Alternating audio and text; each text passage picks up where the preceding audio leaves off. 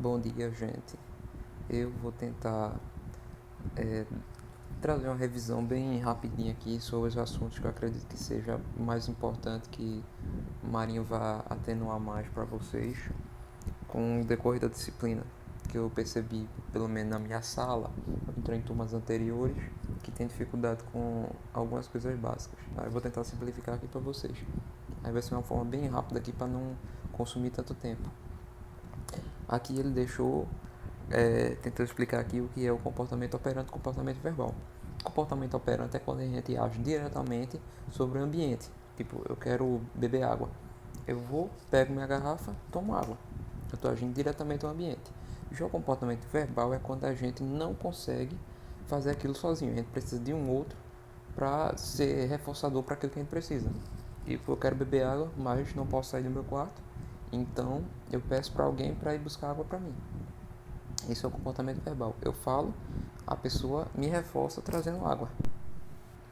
Já o comportamento verbal e a comunicação, o que é que eles diferenciam? O comportamento verbal, como a gente viu antes, ele depende de antecedente e consequente. Já a comunicação, ele exige apenas o antecedente. Como é que a gente vai para diferenciar? Um exemplo, você está no meio do mato e você escuta aquele chocalhozinho da cobra. Aí você naturalmente dá um grito. Ai, bicho! Independente se tivesse alguém lá ou não, você gritaria de todo jeito. Por quê? Porque é uma conduta natural, uma conduta que você faria independente se houvesse uma pessoa lá. Já o comportamento verbal, ele precisa de um antecedente e de um consequente. Aqui, outra coisa, comportamento verbal e linguagem. A linguagem é composta por regras gramaticais e o comportamento verbal pode ocorrer sem linguagem. No caso, a linguagem é aquela língua que a gente fala. Qui me spread your high, I love you, I like you. O português, francês, espanhol, inglês e libras. Aqui, o comportamento verbal, a comunidade verbal. A comunidade verbal é onde a gente aprende o comportamento verbal. No caso, a nossa comunidade verbal é a que ensina pra gente a nossa linguagem, é a que ensina pra gente a ter o comportamento verbal. Libras, no caso. Libras é comportamento verbal? Sim, Libras é um comportamento verbal, só que sem som. Não é um comportamento vocal. Aí, pessoas surdas podem ser falantes e ouvintes. Sim, a Libras é um uso de linguagem sem som, sem comportamento vocal.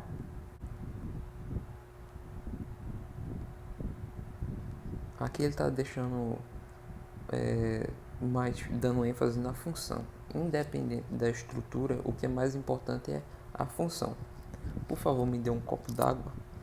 Independente de como você for fazer essa pergunta, você tem uma função aí que é específica, que é: tem água? Eu estou com sede. A pessoa está com sede, ela quer satisfazer uma necessidade dela. Ela precisa satisfazer uma necessidade que ela não consegue cumprir sozinha. Então, independente de qual for a estrutura, o mais importante é a função. Você tem que identificar a base daquilo ali, o que é que a pessoa quer. E como a pessoa vai expressar isso é que vem as características do comportamento verbal, vem os tipos de comportamento verbal.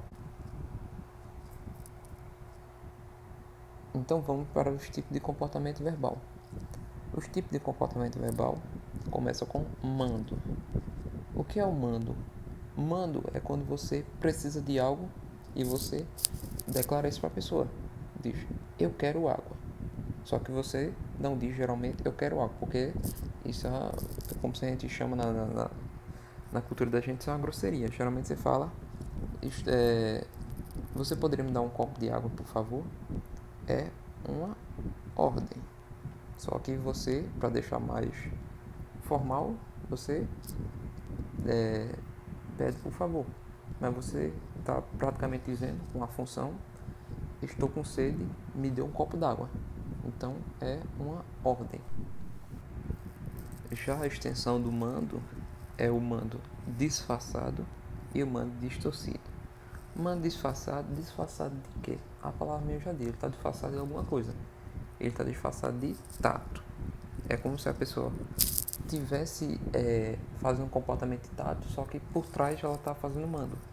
Ela tá dizendo, como ele tá dizendo aqui, estou com frio, no sentido de alguém aumentar a temperatura. Tipo, a pessoa tá na sala e uma pessoa na sala tem o controle do ar-condicionado. Aí a pessoa chega pra alguém que tem o controle e diz, poxa, tá tão frio aqui, né? Aí a pessoa vai e mexe no ar-condicionado. Ela foi reforçada.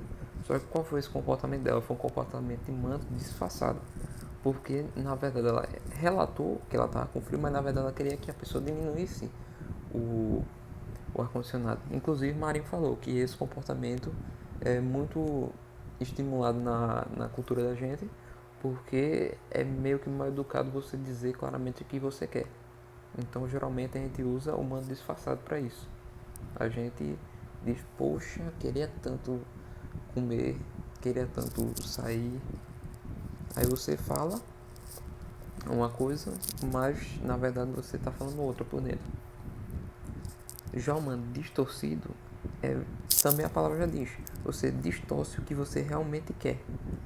É tipo, você está no mercado e a mulher pergunta, você tem R$ 1 trocado? Aí você pode simplesmente dizer, tem, e não fazer mais nada. Ela simplesmente perguntou se você tinha R$ 1. Mas na verdade o que ela queria era, você pode me dar R$ 1 para eu dar troco para você? Então é justamente isso que o mando distorcido quer passar. A necessidade real está implícita, não está dizendo claramente o que a pessoa quer. Já o comportamento tato é você observar e descrever aquilo que você está observando.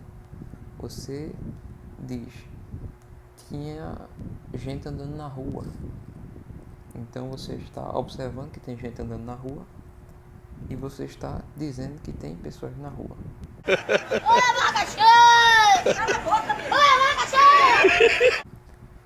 Aqui ele já coloca logo as extensões do comportamento verbal de tato, que são as extensões metafórica e metonímica. Extensão metafórica é usar uma palavra para representar outra. O menino é um anjo. Ele é um anjo de verdade? Não, é uma forma de você explicar usando uma palavra para representar. Você dizer que o menino é bom. Aí você, para não precisar dizer que ele é bom, você diz ele é um anjo. É usado uma palavra para representar. Já a metonímica, você usa uma parte para significar o todo. Tipo, comprar 10 cabeças de gado. Você está comprando só a cabeça de gado? Não, você está comprando o boi inteiro, só que você usa cabeça de gado para dar o significado. Tipo, tá passando o homem do picolé. Não, tá passando o picolé. Tá passando o picolé ou o homem que vende picolé? Então, isso é o metonímico. Já o que a gente chama de mentira na análise experimental do comportamento é tato distorcido. É justamente o comportamento de tato, só que ele está distorcido de alguma forma, para mais ou para menos. Aí ela aqui fala que pode ocorrer sob contingência de reforço positivo ou reforço negativo. Então, basicamente, a mentira é um comportamento desenvolvido na infância para que a criança fuja de situações aversivas para ela, situações que possam causar algum prejuízo, como ela considera. Então, ela mente para conseguir algo ou para afastar algo ruim. Então, é um reforço positivo ou um reforço negativo. Ela ou atrai coisa boa ou afasta coisa ruim. Ela apertou os colegas. Mentira. Giovanna e Larissa. Mentira. Comportamento ecoico. Ecoico é a repetição de algo. É a repetição de um comportamento ou de uma fala. Isso. Uma pessoa que está fazendo polichinelo e você começa a fazer polichinelo juntos, aquele é um comportamento ecoico. Esses três, ditado, cópia e textual, é só pegar esse esqueminha.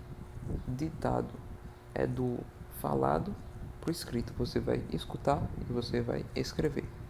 A cópia é do escrito para o escrito. Você vai copiar algo que já está escrito. E o textual é do escrito para o falado. Você vai ler algo que você escreveu. Já o comportamento intraverbal, ele é baseado em convenções ou sequências estabelecidas pela comunidade verbal. No caso, contar 1, 2, 3 é uma sequência.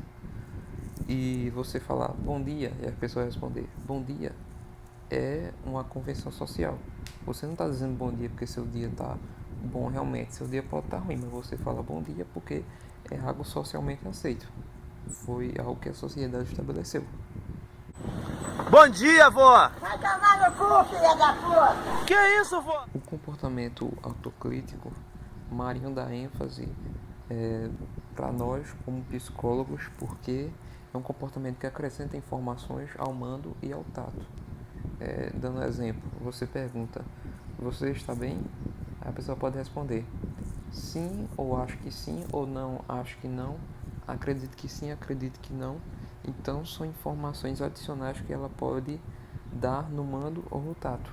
Então isso é importante para a gente identificar no paciente ou cliente que a gente estiver trabalhando.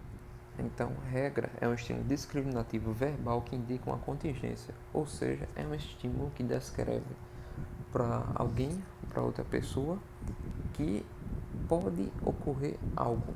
Vai haver uma contingência caso ela faça alguma coisa. Tipo, não coloque o dedo na tomada. Por quê? Porque você vai levar um choque.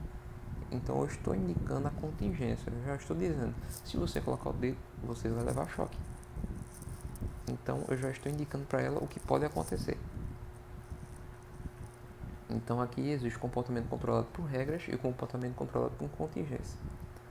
A regra, ela geralmente é menos eficiente no controle porque apenas indica a contingência. E geralmente a gente aprende mais por contingência do que por regra.